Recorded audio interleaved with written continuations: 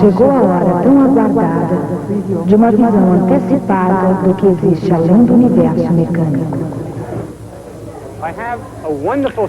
Tenho uma história maravilhosa para lhes contar daqui a pouco. Agora gostaria de aguçar ainda mais o seu apetite. Há algum tempo li para vocês uma carta escrita por Albert Einstein em 1912 ao seu amigo Arnold Sommerfeld.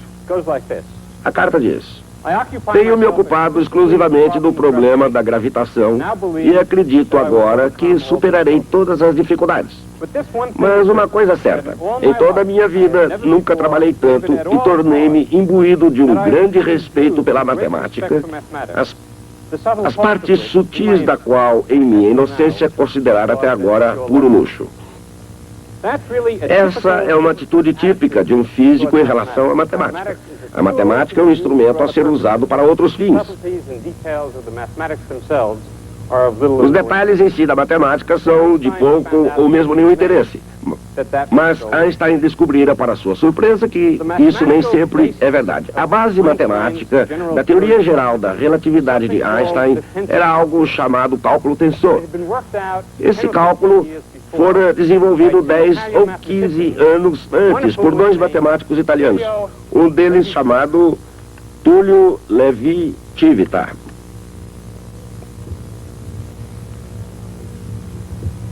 Em 1914, Einstein escreveu o seu primeiro trabalho sobre a nova teoria. Outro físico, Max Abraham, autor de uma teoria rival, tentou ler o trabalho de Einstein, mas não entendeu nada. Era muito difícil. Em busca de auxílio, remeteu o trabalho para Levi-Civita. Levi-Civita leu o trabalho e interessou-se imediatamente pela teoria da relatividade. Em 1915, Levi-Civita escreveu uma carta a Albert Einstein dizendo-lhe que havia algo errado em sua teoria. Vocês podem imaginar como Einstein deve ter se sentido. Ele vinha se esforçando para dominar essa matemática muito difícil. E agora que tinha finalmente reunido coragem suficiente para incluí-la em seu primeiro trabalho, o autor dessa matemática vinha dizer que ele não a tinha entendido muito bem. A questão em foco era um determinado tensor. Um tensor é uma espécie de vetor generalizado, um tensor que representava o campo eletromagnético. O problema era como esse tensor se alterava quando passava de um sistema de coordenadas para outro. Levi-Civita disse que Einstein tinha entendido mal, mas na verdade Einstein estava certo e Levi-Civita errado. Tratava-se de uma teoria da física. Einstein era um físico e sua intuição física lhe dizia qual deveria ser a resposta. Mas suas demonstrações matemáticas eram pouco convincentes. Esse foi o ponto atacado por Levi-Civita. Os detalhes técnicos dessa controvérsia não é o que nos interessa aqui. O que nos interessa são as sutilezas e nuances do relacionamento que se desenvolveu entre esses dois homens.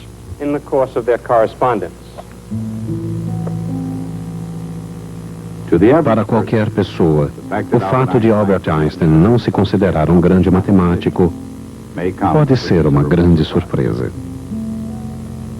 Afinal, ele tinha um notável domínio da matemática em comparação com a maioria dos físicos da sua época, e maior ainda em comparação com o cidadão comum da sua ou de qualquer outra época.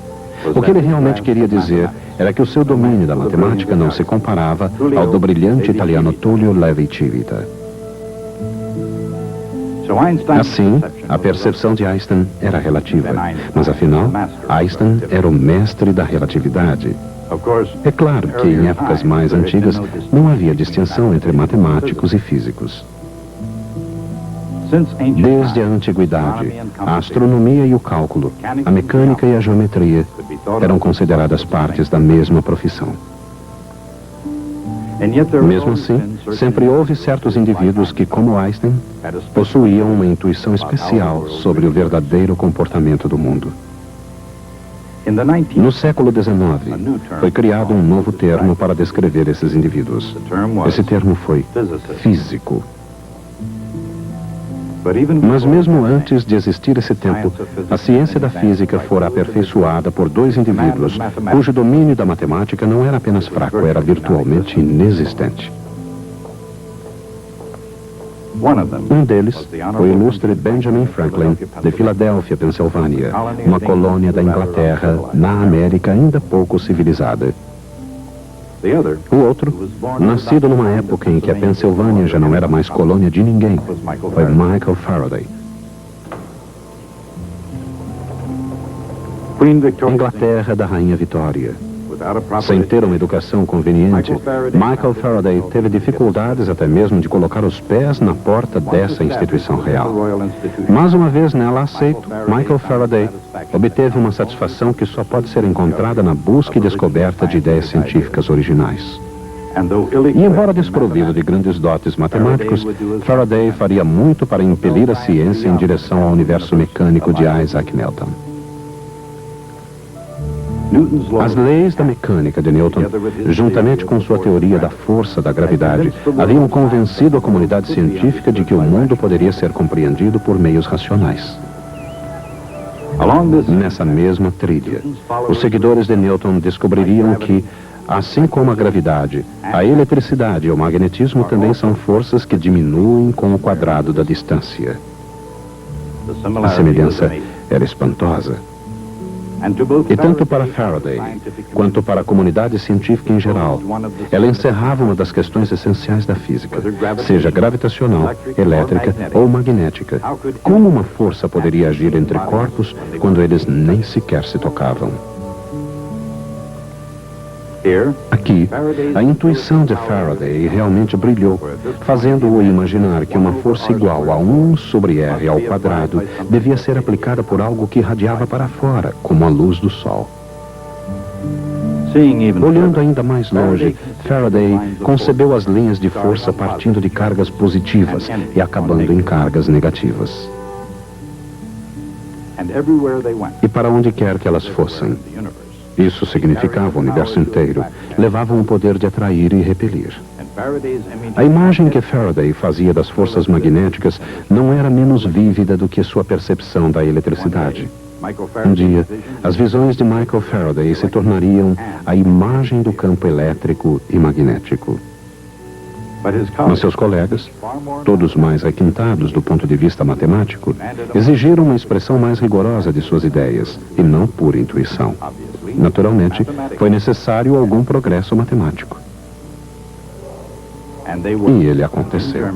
Na Alemanha, com Gauss, e na França, com Ampère. Mas ninguém percorreu com mais elegância a matemática, nem compreendeu com maior clareza as linhas de força do que James Clerk Maxwell. Dele foi a percepção mais penetrante nas ideias de Faraday e com enorme esforço conseguiu transformá-las na teoria do campo eletromagnético. As 4 leis dos campos elétrico e magnético permanecem tão válidas hoje quanto naquela época em que foram elaboradas por James Clerk Maxwell. Os frutos do trabalho de Maxwell e de Faraday desabrochariam durante a era industrial e a era eletromagnética. Mas isso só ocorreu porque as sementes haviam sido plantadas por uma outra pessoa numa terra distante. Alguém que ficou famoso primeiro como impressor e que depois deixaria marcas indeléveis nas questões de Estado. Mas em sua juventude, Benjamin Franklin fez algumas descobertas notáveis no campo da ciência. Na época de Franklin, o campo da eletricidade, como o próprio Novo Mundo, ainda era verde e pouco desenvolvido. De fato, todo o conhecimento do mundo sobre eletricidade caberia numa garrafa de Leyden. A garrafa de Leyden foi o primeiro meio utilizado para armazenar eletricidade. Ela foi usada por Benjamin Franklin para revolucionar a física. Foi com garrafas de Leyden e não com para-raios que Franklin fez suas mais importantes descobertas. Ele observou corretamente que se um objeto tem uma carga positiva e o outro uma carga negativa, os dois se atrairão mutuamente. Mas se os dois objetos possuem cargas positivas, eles se repelem mutuamente.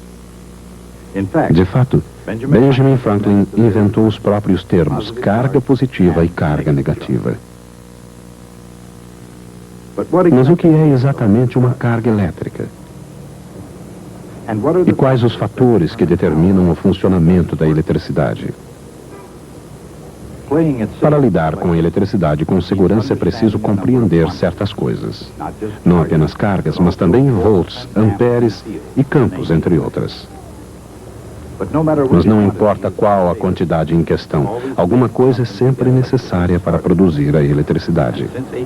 Desde 1800, uma dessas formas tem sido a bateria elétrica. Giuseppe Galvani, o primeiro neurobiólogo do mundo, foi quem começou tudo ao fazer uma pergunta muito simples. Como se explica que a perna de uma rã, sem a ajuda da rã, apresente uma reação tão violenta a um impulso elétrico tão pequeno? Seu colega, Alessandro Volta, encontrou a resposta. E no momento em que essa resposta foi elaborada, ele inventou também a bateria elétrica. É claro que a bateria já percorreu um longo caminho desde a pilha voltaica de volta, com seus vários metais separados por pedaços de pano, argila e praticamente qualquer material que estivesse à mão e fosse úmido.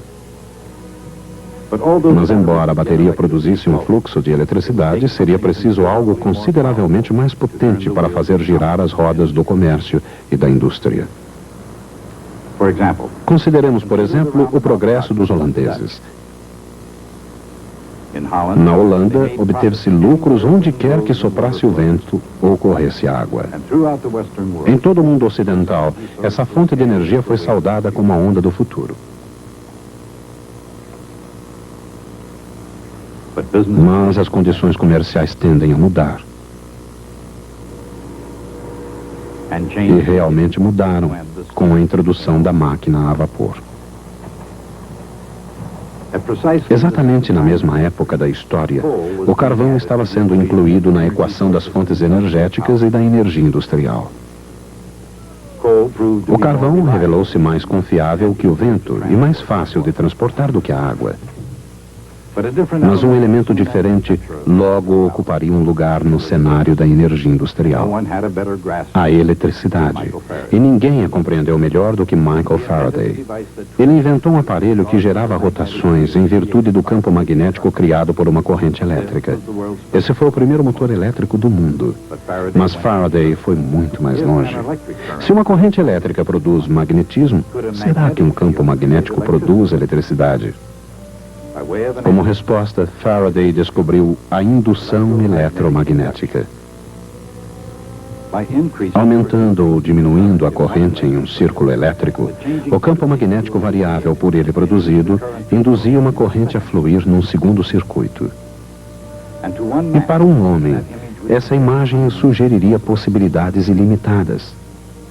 Seu nome era Nikola Tesla. Acrescentando um toque engenhoso à descoberta de Faraday, ele chegou aos Estados Unidos para criar uma enorme rede de energia elétrica e para girar como um dínamo na era industrial moderna. Na teoria, a teoria da corrente alternada, Tesla não encontrou problemas. Mas na prática, Tesla enfrentaria a mais poderosa resistência que poderia ter encontrado nos Estados Unidos. Thomas Edison parecia ser então a força por trás de praticamente toda a ideia brilhante sobre o Sol, o fonógrafo, a câmara cinematográfica, o telégrafo e, naturalmente, a lâmpada. Mas, ao contrário do brilho que emprestou a essa casa histórica, Edison não demonstrou grande entusiasmo por Tesla e sua ideia da corrente alternada. Ele acreditava que a corrente contínua é que conduziria a América ao seu futuro. Mas a chamada Guerra das Correntes não foi a única controvérsia ocorrida em fins do século XIX. Estamos em 1887. O lugar Cleveland, Ohio. E a experiência, a sensacional experiência de Michelson Morley, tinha como objetivo detectar o movimento da Terra através do éter, o meio que se supunha conduzia a luz do Sol à Terra. Os métodos foram concebidos por Albert Michelson. Nenhuma experiência na história havia sido melhor planejada e executada com mais cuidado. Desde Galileu, nunca tanto foi aplicado numa ideia científica. Galileu disse que, se não ocorrer qualquer interferência, um objeto em movimento permanecerá em movimento para sempre. Essa era a lei da inércia. Ela significa que não pode haver um estado de movimento absoluto, como não pode haver um estado de repouso absoluto. Michelson resolveu contestar essa afirmativa. Ele era o melhor e o mais brilhante, o primeiro físico americano a ganhar o prêmio Nobel. Mas ele falhou. É claro que não encontrar o movimento absoluto da Terra não foi o único fracasso na história científica, mas foi certamente o mais brilhante. Ele demonstrou que todos os observadores, independentemente do seu próprio movimento, obtinham a mesma velocidade para a luz. E se a velocidade da luz é a mesma para todos os observadores, seria impossível determinar o movimento de um deles através da medição da velocidade da luz. Se isso fosse verdade, quanto tempo e espaço estivessem envolvidos, podia-se abandonar os conhecimentos convencionais. Não que os horários de trem fossem alterados, nada tão prosaico. Mas alguém estava reescrevendo o caminho da física. Dentro de pouco tempo, tudo aquilo que as pessoas aceitavam como natural seria alterado. Passado, presente e toda a eternidade. Ele fora um estudante relativamente medíocre, talvez porque o trabalho fosse muito difícil, ou quem sabe, muito fácil, ou porque seus pontos de vista eram excessivamente anticonvencionais desde o início. Durante um quarto de século, sua vida não foi marcada por qualquer acontecimento mais importante. Pelo menos aparentemente. Mas em 1905, quando trabalhava como funcionário do registro de patentes na Suíça, esse homem conseguiu enxergar o universo de maneira mais dramática do que qualquer outra pessoa desde Isaac Newton. Seu nome era Albert Einstein. E a relatividade, sua maneira de ver as coisas, alteraria os significados de tempo e espaço. Quando se acende uma luz no momento em que passa um trem, ela alcança ao mesmo tempo a frente e a rabeira do trem. Bem, essa é a opinião de uma pessoa. Mas consideremos o ponto de vista de alguém fora do trem. Na relatividade de Einstein, acontecimentos simultâneos para um observador podem acontecer em instantes diferentes para diferentes observadores. E para se considerar os dois pontos de vista em conjunto, é preciso combinar espaço e tempo num único contínuo quadridimensional. Observando o mundo de uma maneira nova, como ninguém nunca havia feito antes, Albert Einstein percebeu que para um observador em repouso, um relógio em movimento deve se atrasar. E que réguas em movimento se contraem.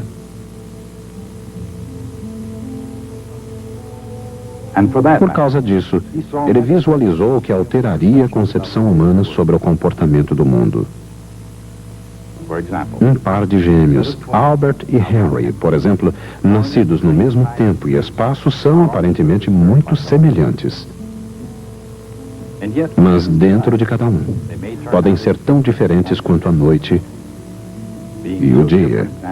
Serem diferentes e ao mesmo tempo tão semelhantes talvez seja o paradoxo máximo dos gêmeos idênticos. Na física, no entanto, o paradoxo dos gêmeos mostra outra coisa. Essa é a primeira vez que Henry está longe de Albert. Seu destino, o planeta Zog, a uma distância de 10 anos-luz. Se ele pudesse comparar o seu relógio com o do irmão gêmeo, acharia que o relógio de Albert estava se atrasando. E se Albert pudesse comparar o seu relógio com o de Henry, acharia que o dele estava se atrasando. Não importa de que maneira você encare isso, isso se chama um paradoxo. Mas quando isso é verificado, o que significam esse e inumeráveis outros mistérios através do universo mecânico? Significa uma jornada ao próprio átomo, à eletricidade e ao magnetismo, à relatividade, à termodinâmica e muito mais, a um reino antes nunca imaginado.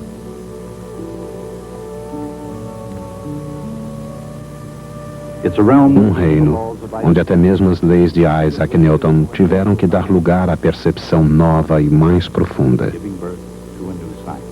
dando origem a uma nova ciência. Uma ciência que receberia o nome de mecânica quântica. Uma aventura que envolve o universo mecânico e muito além. Além de tudo mais, do início ao fim, Uma história não apenas de leis e princípios, mas daqueles que os descobriram.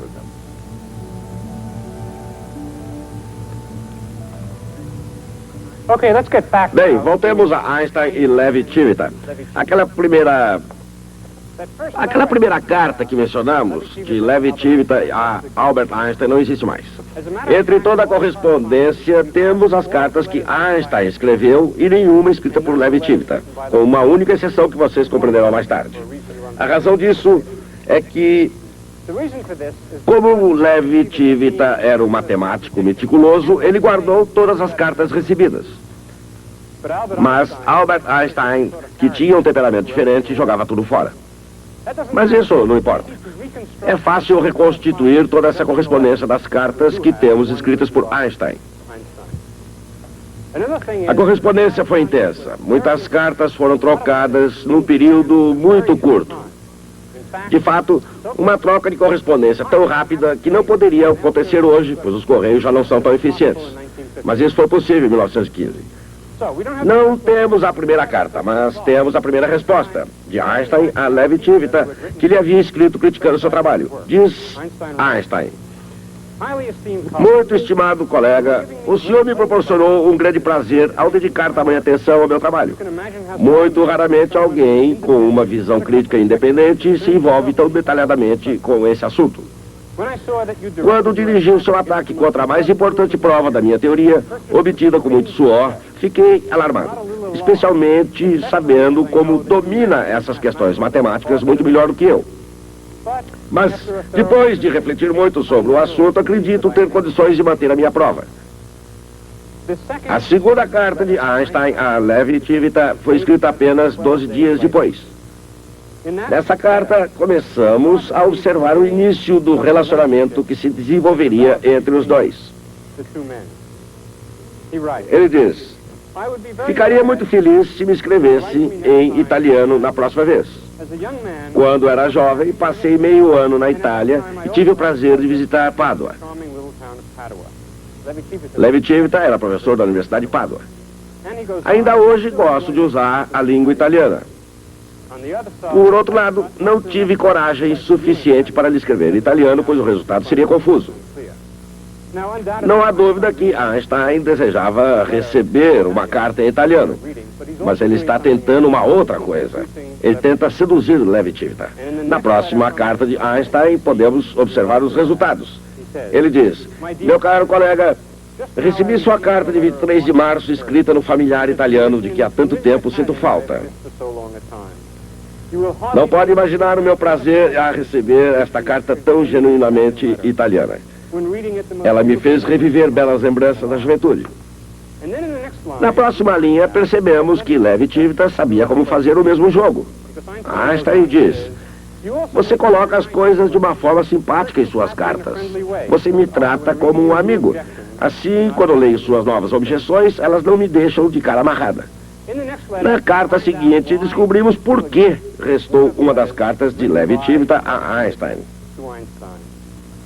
Einstein diz: sua carta de 28 de março, 5 dias mais tarde, despertou meu interesse de forma extraordinária. Durante um dia e meio, pensei constantemente no assunto, até entender claramente como o seu exemplo pode ser utilizado com harmonia na minha prova. Estou anexando sua carta para poder citar alguns trechos.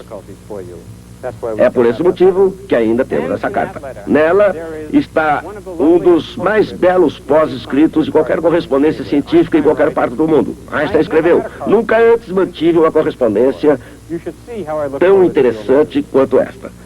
Deveria ver como aguardo com ansiedade suas cartas. Infelizmente, tudo isso acontecia na primavera de 1915.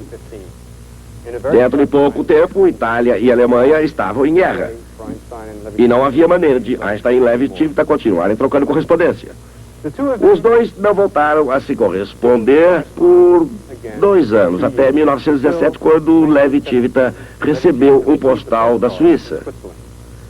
O postal dizia: ao chegar, encontrei seus novos e belos trabalhos e os levei comigo imediatamente.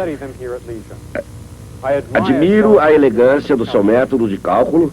Deve ser agradável cavalgar através desses campos no cavalo da verdadeira matemática, enquanto nós fazemos a caminhada a pé. Mas, apesar de tudo isso, os dois jamais haviam se encontrado.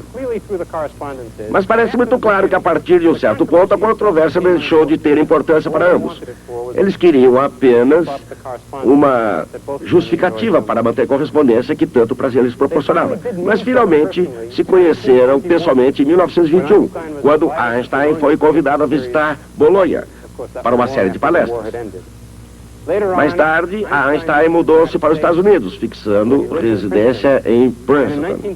Em 1936, convidou Levi Civita para vir a Princeton, onde passaram juntos um ano.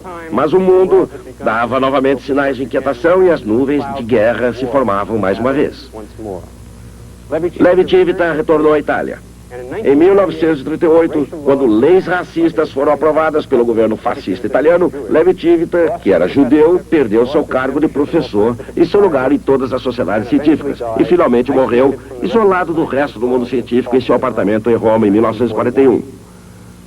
Um dia, ao ser indagado sobre o que mais gostava da Itália, Einstein respondeu: espaguete e Levi Civita. I'll see you next time.